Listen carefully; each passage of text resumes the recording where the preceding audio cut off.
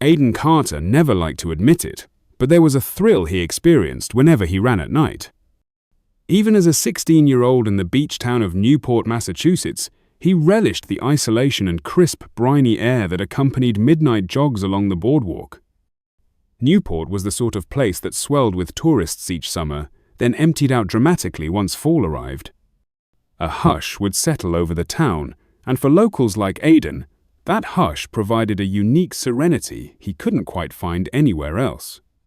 His parents, Mark and Jessica Carter, were strict in many ways, especially about security. They both worked at the local hospital. Mark was an ER doctor while Jessica served as an administrative coordinator. Their unpredictable shifts contributed to a household that was rarely quiet. Aiden's younger sister, Katie, was only 10 and still harbored a childhood fear of the ocean's dark waves. Their home, a small but well-maintained single story with a converted attic, sat on Harbor Avenue, only 2 blocks from the boardwalk. Though it was close to the main drag, the house felt somewhat removed from the busiest, noisiest streets. Growing up in Newport meant that the sound of rolling waves was practically etched into Aiden's DNA. He fell asleep every night to their gentle roar, and in the mornings, when the gulls began their raucous calls, he'd feel more awake than he ever did to the screech of a typical alarm clock. Somewhere along the line, maybe as a child running endless laps on the sand, discovered a love for running. Over time, it became his refuge. Whenever school or life felt overwhelming, he'd lace up his sneakers and disappear into the coastal darkness. He liked to run at night so he wouldn't have to dodge dog walkers and tourists, or endure the summer's suffocating heat. The night he lost his keys, it was still warm enough that he dressed in just shorts and a t-shirt. His father had already repeated his customary instructions. Lock the door behind you, take your keys, and don't stay out past midnight. Mark Carter's vigilance about the house's locks was almost legendary. Aiden sometimes joked to friends that his dad had some past life as a security guard. But the reality was, Mark didn't joke around someone leaving the house unlocked, even briefly, was a fast track to a stern lecture. So, like a dutiful son, Aiden took his single house key, which was attached to a ring bearing the family's address, and slid it into his shorts pocket. He also carried his battered old Garmin watch, a hand-me-down from a cousin. That watch had seen countless miles, its plastic casing scratched and faded from exposure to sweat and sea spray. It was hardly the ideal device for reading in the dark, but it provided him with a weak green backlight that, at times, was better than nothing.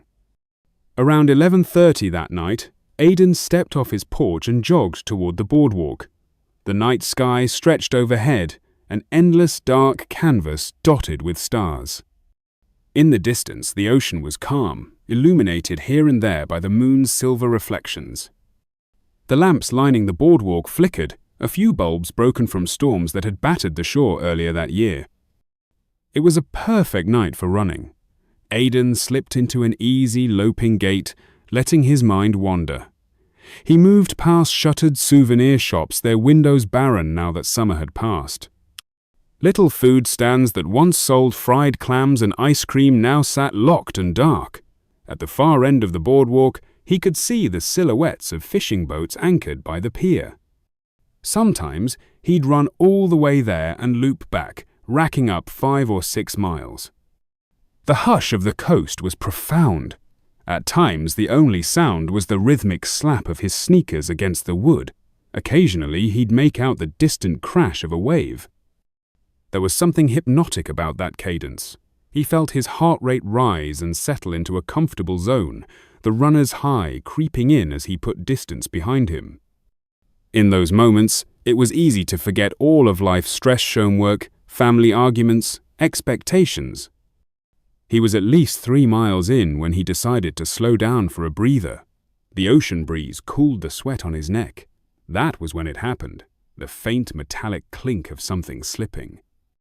In an instant, his pocket felt lighter. Realizing the house key must have fallen, he froze and patted his pocket in panic, empty.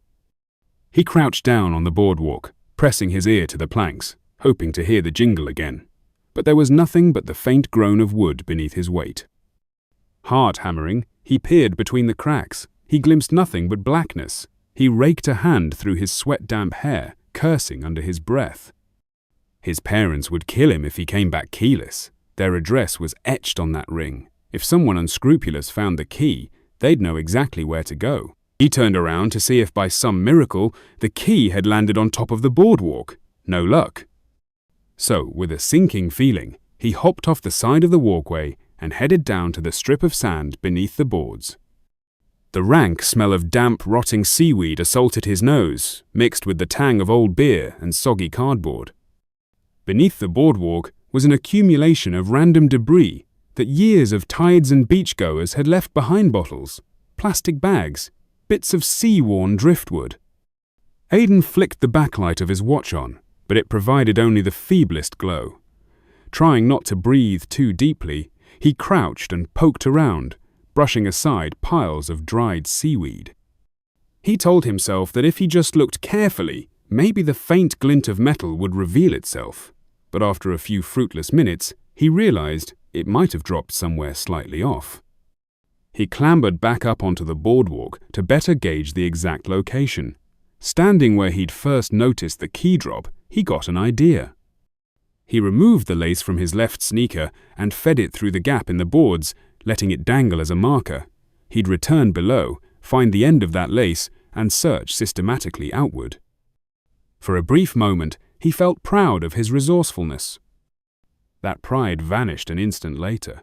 Something yanked on the lace from beneath him, hard enough that the entire shoelace was gone before he could react. Aiden froze. The night air suddenly felt suffocating. His mind spun. It's just the wind, he thought, but deep down, he knew that wasn't right. The hairs on his neck prickled. Some One-Ian actual person must have tugged the lace, yanking it fully out of his hand. His breath hitched as he peered through the gap. He couldn't see a thing in the darkness below, only pitch blackness. A normal, sensible person would have left right then and there, found a payphone or a friend's house, and called it a night. But the mere thought of some stranger possessing both his shoelace and, most likely, his house key and, by extension, his home address terrified him more than confronting them. He hopped back over the railing, into the stale air under the boardwalk. Every rational fiber of his being told him this was a bad idea, but adrenaline and teenage bravado overrode caution. His watchlight was pathetic, casting a faint greenish hue that barely pushed back the surrounding gloom. But in that gloom, he caught an unmistakable sound, shuffling footsteps on the sand. He directed his watch beam in that direction, but the intruder had moved. Another shuffle from a different side. The realization hit like a punch to the gut. It wasn't just one person under there. Multiple sets of feet scuffled in the darkness. He had the sudden fear that he was cornered, that he'd walked straight into a trap. Common sense roared in his brain. He whipped around, frantically trying to sprint back out. Before he could escape, something ice-cold clamped around his ankle. Bony fingers, nails biting into his flesh. He shrieked, a raw sound that echoed under the boards, and kicked with all the force he could muster. His foot connected with something solid, eliciting a low grunt. The grip released. He stumbled into the open air, arms and knees scraping the sand, but he refused to stop. Propelled by terror, he bolted all the way home, not daring to glance behind him. His lungs burned, and his heart battered his ribcage. At last, he reached Harbour Avenue, skidding to a stop at his own front door. Thumping the door with both fists, he yelled until his father yanked it open. Mark Carter was furious, Aiden could tell even in the dim porch light. The veins in his father's neck bulged, and his scowl alone could have peeled paint. But as soon as Aiden breathlessly explained how he'd lost his key, how he'd gone under the boardwalk and felt a hand clamp around his ankle, Mark's anger morphed into pure alarm. Jessica, awakened by the commotion, rushed over. When she saw the bloody scratches on Aiden's leg, her expression flickered between fear and outrage. They debated calling the police, but Mark decided they should wait until morning. It was nearly midnight, and the local station might only send an officer for a brief look. He told Aiden to shower and get some rest, but no one slept that night. Aiden heard his father pacing the hallway at 3 a.m., and once or twice he heard Katie stir in her room, probably disturbed by the tension. At dawn, Mark phoned the Newport Police Department. An officer named Daniel Hayes arrived within 30 minutes. Hayes was tall, broad-shouldered, and had the demeanor of a man who'd seen just enough to not be surprised by strange tales. Aiden recounted the entire story. The officer listened intently, jotting notes into a pocket-sized spiral notebook. He asked Aiden to show him exactly where the event had occurred, but Aiden recoiled at the idea of returning. Ultimately, Mark accompanied them back to the scene. They found next to nothing, the usual litter, more seaweed, soggy cardboard. If the key was still there, it was hidden. Officer Hayes recommended they change the locks immediately, reminding Mark and Aiden that the address on that key ring made them vulnerable. Mark gave an abrupt nod, jaw set with worry. That afternoon, a locksmith came and replaced every single lock in the house. Front door, back door, the small basement entry. While the locksmith toiled, Jessica and Katie stayed inside. Mark lingered out front, occasionally running a hand across his neatly cropped salt and pepper hair in agitation. Aiden helped where he could, though mostly he just tried to recover from the bizarre sense of violation. He felt uneasy, knowing that multiple pee-pee-likely vagrants or squatters might dwell beneath the boardwalk. It wasn't unheard of for the homeless to seek shelter there, but the aggressive nature of whoever grabbed him suggested something more sinister, and the fact that they had that shoelace and key was terrifying. Several days went by without incident. The memory of that night remained fresh, though. Aiden's parents wouldn't let him run at night anymore, at least not alone, so he tried shifting his runs to late afternoon. The adrenaline rush wasn't the same, but he dared not argue. Mark was on edge, and Jessica was downright jumpy. One morning, after Aiden had started to believe maybe the nightmare was over, a pounding on the front door woke him at dawn. Barely awake, he shuffled into the living room, expecting to find his father already answering it. But the house was silent as parents had worked the overnight shift at the hospital, and Katie was still asleep. Confused, Aiden peeked through the window. No one on the porch. The day was just beginning, the sky tinted a soft peach, yet someone had definitely knocked loudly enough to echo through the house. Tentatively, Aiden cracked open the door. There was no one there. The street was empty, no cars passing. A mild breeze tousled the potted ferns that Jessica kept on the porch. Aiden's eyes darted around, scanning the yard and sidewalk. Still empty. He was about to close the door when he noticed a small object on the doormat. He leaned down. A shoelace. At first, he told himself it couldn't be his, but the color, the frayed end, he recognized it instantly. His heart hammered in his chest, so hard it hurt. Carefully, he picked it up.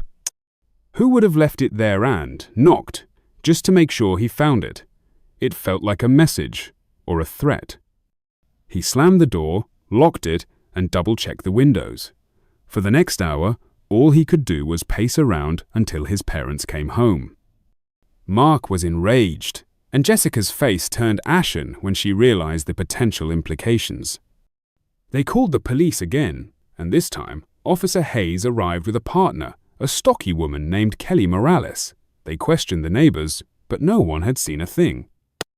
They took the shoelace as evidence, though it was likely that any trace or prints had been lost to the open air. That was the turning point for the Carters. Mark had a security system installed the very next day, cameras above the front door, back door, and garage. Jessica insisted that Katie stay indoors whenever possible, and for a solid week, they even considered sending her to stay with grandparents in Boston until everything blew over. But in such a small coastal town, the sense of normalcy was difficult to regain. Everyone knew something was wrong at the Carters' Plessy neighbors asked about the new cameras or commented on Mark's sudden paranoia. As the days turned into weeks, no further contact occurred. The Boardwalk rumor mill churned with talk about homeless encampments under the pier or potential criminals who drifted from city to city. Yet no official arrests were made, and the police had no leads. Aiden found it difficult to sleep, often lying in bed listening for the slightest creak or rustle outside. Months passed, and winter approached.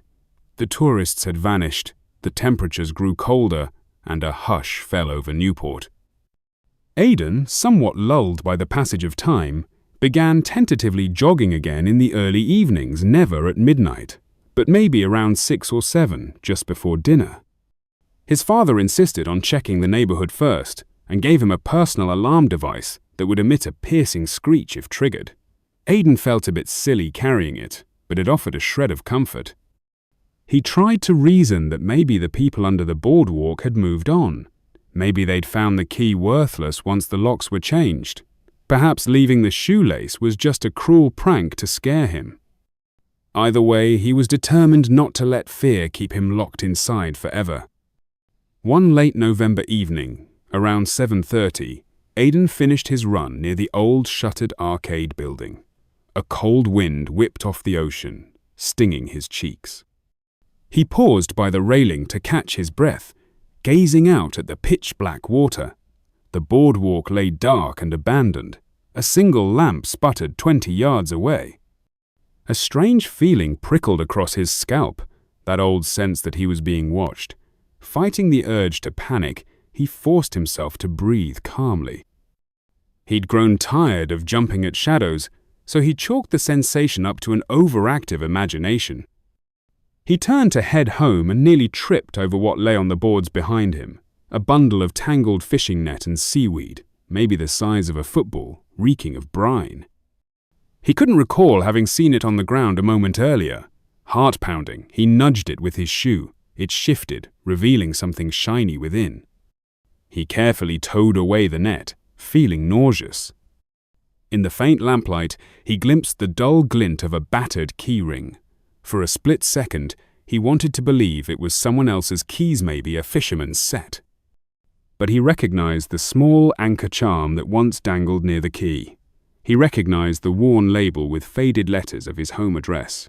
It was the original key he'd lost months ago. Terror seized him. Someone had just placed it behind him, deliberately.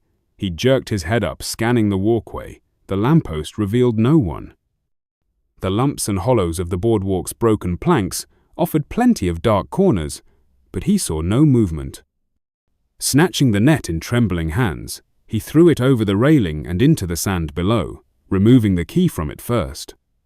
He wasn't sure why he kept the key. Part of him felt that discarding it might be exactly what whoever was tormenting him wanted. Another part feared leaving behind evidence. His mind reeled. He sprinted home, the entire way expecting someone to jump out from the shadows, but the path remained empty. When he burst through his front door, Mark and Jessica were in the living room. Aiden could scarcely get the words out, his lungs still heaving from running. He showed them the key, the anchor charm still attached. Mark's face blanched. "That's impossible," he muttered. Jessica clutched the couch cushion. Katie, who'd been watching television, started asking what was wrong, but Mark hurried her off to her bedroom. They called the police yet again. Officer Hayes and Officer Morales arrived, frustration etched into their faces. A thorough search of the boardwalk area turned up no suspects or additional clues. Hayes gently suggested that the family might be targeted by someone who held a grudge, though Aiden couldn't imagine who. The Carters' daily life became an exercise in hypervigilance. Mark changed shift schedules at the hospital so he could be home more often. Jessica arranged for Katie to be picked up from school by a neighbor if she or Mark couldn't manage it. Aiden spent more time shut in his room than ever before, burdened by a guilt he couldn't fully articulate. Had his foolishness, his inability to let go of a single lost key, brought danger upon his family? One bleak December night, the final break in the ongoing torment happened. Around 2 a.m., Mark jolted awake at the sound of an alarm from the newly installed security system. Jessica scrambled from the bed half-dazed. Aiden, hearing the commotion, bolted from his room. Katie peered out of hers, wide-eyed. Mark dashed to the living room, flicking on the exterior camera's display. The monitor cycled through angles: front porch, side alley, backyard. At first, all they saw was the swirling darkness. Then, the side alley camera caught something, a figure in a hood slinking along the fence.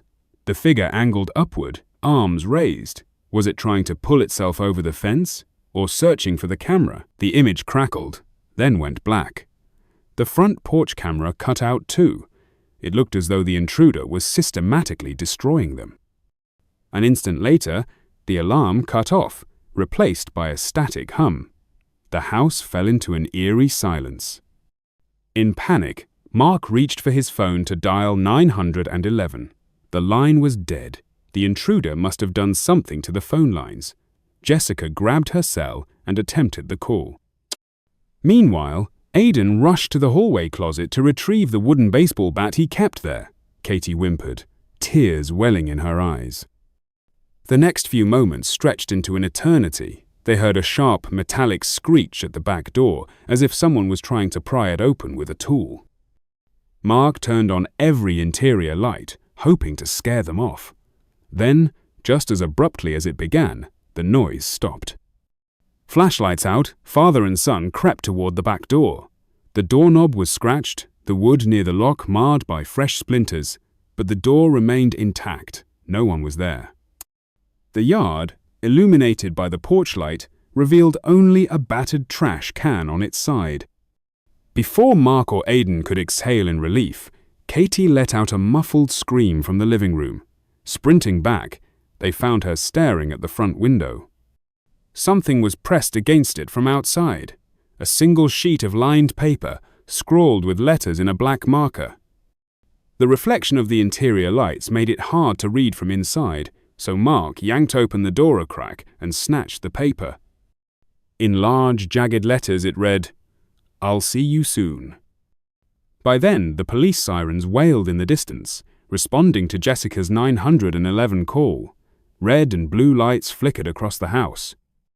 Several officers stormed the yard, scanning for any sign of the perpetrator.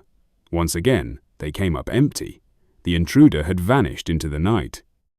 That chilling message was the last direct communication the Carters received. The police patrolled the neighborhood more frequently afterward, and Mark upgraded the alarm system. They replaced the cameras, installed motion-activated floodlights, and hammered extra reinforcement plates into the doors. The sense of safety that once made Newport feel like home was gone, replaced by a constant edge of dread. Winter turned to spring. Aiden never found closure. He would lie awake, wondering if the person who had lurked beneath the boardwalk had followed him all that time out of some strange obsession or vendetta. Perhaps it was a group of transients who got a kick out of tormenting a gullible teenager, or something far darker. The "I'll see you soon" note was burned into his memory, a threat that lingered in the back of his thoughts. In the aftermath, the rest of the Carters tried to move on. Mark quietly dropped the subject, reasoning there was nothing more to be done. Jessica concentrated on shielding Katie from fear, burying the cameras and locks behind a facade of normalcy. Aiden tried to channel his anxiety into something productive. He joined the track team at school, poured himself into training. He ran at the public track, or with friends never alone at night. The idea of returning to the boardwalk, especially past dusk, made his stomach churn. On the surface, life resumed an approximation of normal. Newport summer arrived, bringing in throngs of tourists, carnival lights, and greasy boardwalk snacks. The hush and emptiness of winter vanished under bright sunshine. Aiden found the crowd strangely comforting. No matter how many strangers bustled around him, there was security in numbers. He started picking up extra hours at a local surf shop run by an older friend of his father's. He kept watch on the beach from behind the shop's glass windows, scanning for anything out of the ordinary, though he never admitted to anyone how jumpy he still felt. But sometimes, on especially quiet nights, he'd catch himself thinking about that single moment, the yank on his shoelace from below, the sensation of nails digging into his ankle. It haunted him in ways nightmares couldn't replicate, because it wasn't a dream. It was horrifyingly, tangibly real. He also wondered who might be behind the scribbled note, the destroyed cameras, the near break-in. Were they the same individuals lurking below the boardwalk that first night? He tortured himself with theories. Perhaps it was a random spree or a twisted game. He thought of the shoelace left on the doormat, his lost key stuffed into netting behind him on the boards. These small acts, carried out with malicious precision, suggested someone who relished mind games. Though nothing else ever happened, that knowledge tormented him. In nightmares, he'd see a dark figure standing at his bedroom window, face obscured, brandishing that battered old keyring. Aiden would jolt awake, heart pounding, half believing it was real. Then he'd remind himself that the key was worthless now. The locks were changed. So why had they returned it? A sick joke? A final message? Summer ended, and Aiden returned to school for his junior year. On his 17th birthday, the family tried to celebrate with a sense of relief that they'd made it this far without another incident. Mark grilled hot dogs and burgers, Jessica made a chocolate cake, and Katie teased her brother for still being spooked by the mention of late-night runs. Aiden forced a grin, wishing it were all truly behind him. As the sun set on that warm September evening, Aiden felt the heaviness in his chest lifting just a bit. They had survived. No new threats had arisen for months. He felt almost foolish for being so tense all the time. The Carters were alive, together, and safe in a house that was now practically a fortress. That night, long after the guests had left and Katie was asleep, Aiden's parents dozed off in front of the television. He turned off the lights, helped them to bed, then decided to step onto the porch for a breath of the salty nighttime air. Crickets chirped in the yard.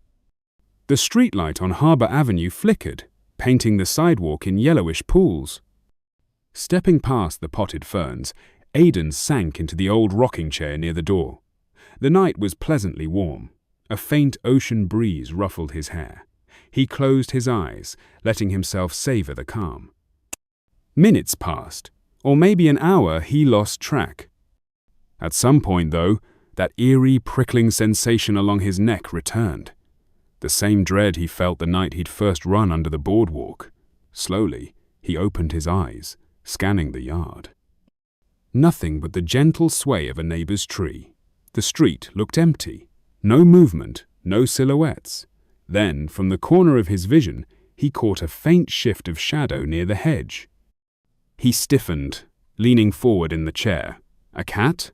Or perhaps his imagination playing tricks? He stared until his eyes watered. At last, he convinced himself it was nothing, just the wind stirring the leaves. Breathing a tremulous sigh, he decided it was time for bed. As he stood up, he glanced once more at the hedge. A wave of cold dread ran through him. For the briefest moment, he thought he saw a shape, a figure stooped low, almost crawling. Then it was gone.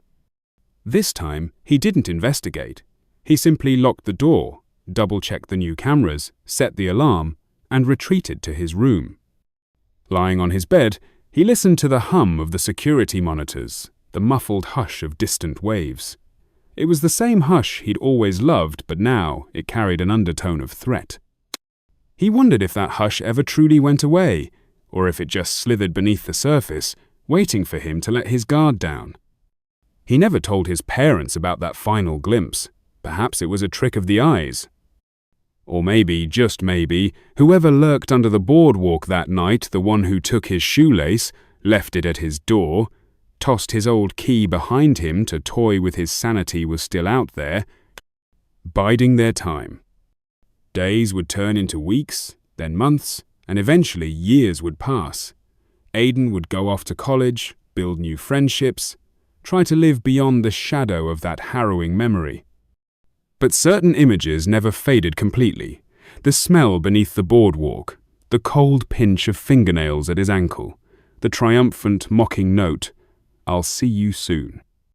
In quiet moments, when he thought of Newport, he couldn't avoid imagining that someone might still be roaming the empty stretch of beach under the rotting planks, searching for another reckless teen or a lonely runner, waiting for the perfect moment to remind the Carters that old secrets never truly disappear in a small coastal town. The hush of the waves might lull everyone else to complacency, but for Aiden, that hush would always sound like a warning, echoing in the darkest corners of the night.